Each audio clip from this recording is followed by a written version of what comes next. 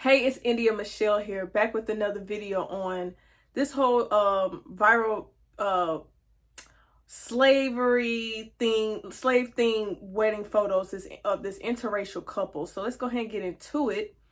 So like I've had one interracial video about the football player. I think his name was Chad something, and his girlfriend, forgot her name as well.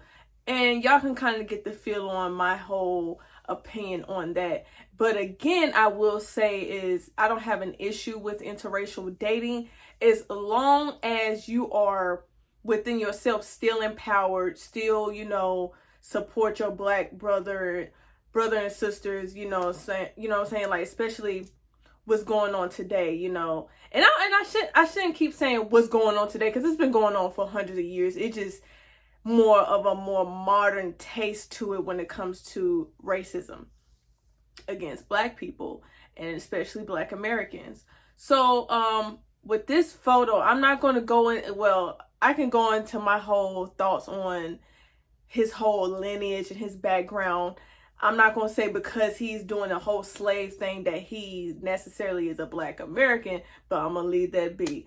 But it's just the whole self-hatred for me. It's the whole, you allow this white woman to sit here and put you in a subservient and emasculating you, but you won't do that, or will allow a black woman to do that to you. Not saying that they should, but you won't take that from a black woman, but you will take that from a white woman because you have such of a self-hatred for yourself. And that could come from your mother or your father or both your parents, or how you grew up, or what you see, and you just feel like it. And like Tariq Nasheed said on the whole topic, it looks as though, was it Tariq or was it O'Shea?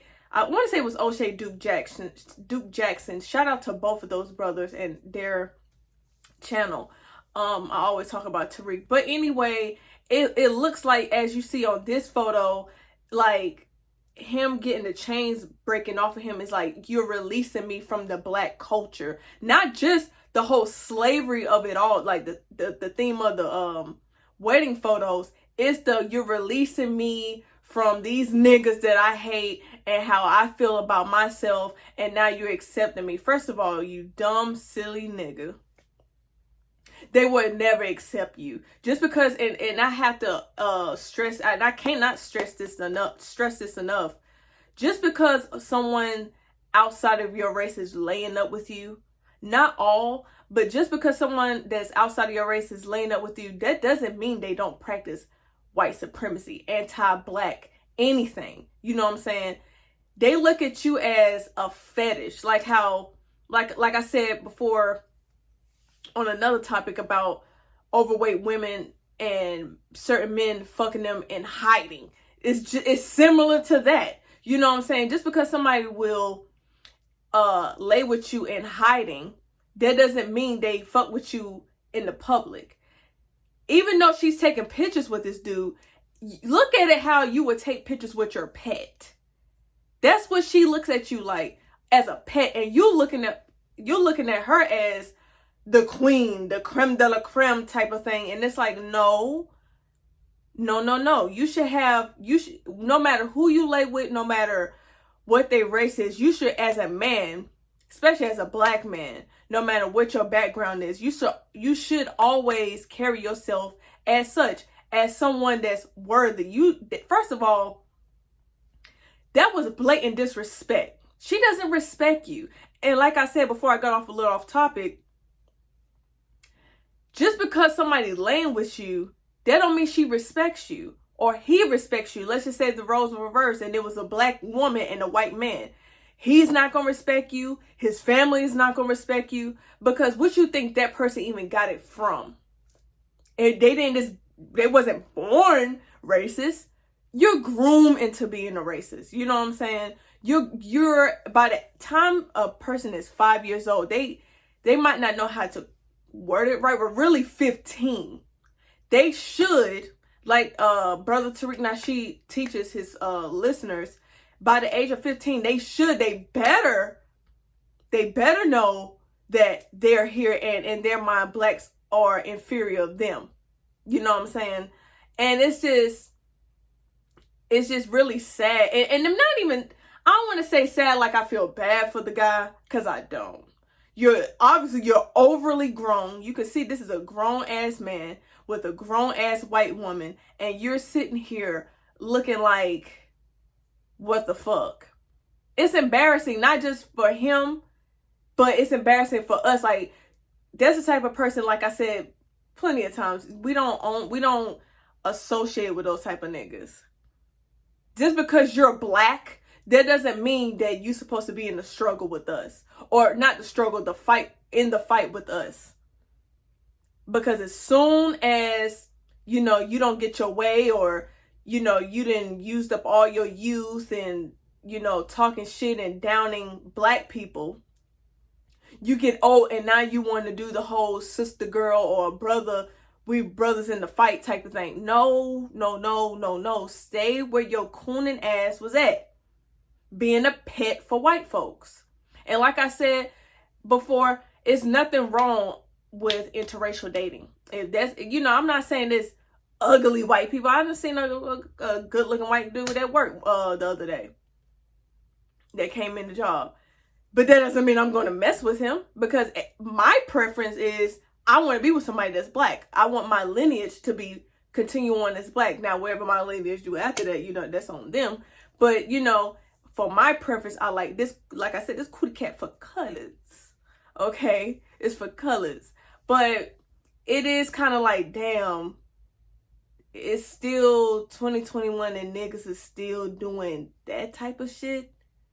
This whole dress up and this whole slavery. And to me, it looks as though in white people's mind, you ever notice like white people always, and like I always stress, Tariq Nasheed has also said, and it does make sense, and it is true.